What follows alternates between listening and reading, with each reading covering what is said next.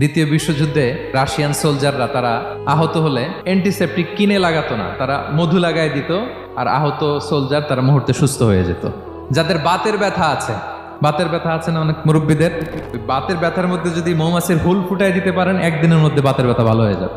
সাময়িক হয়তো ব্যথা পাবে, মৌমাছি যখন কামড় দেয় ব্যথা লাগে না। এবং এই মধুর ভেতরে আল্লাহ তাআলা ন্যাচারাল অ্যান্টিসেপটিক রেখেছেন, এটার নাম প্রপোলিস।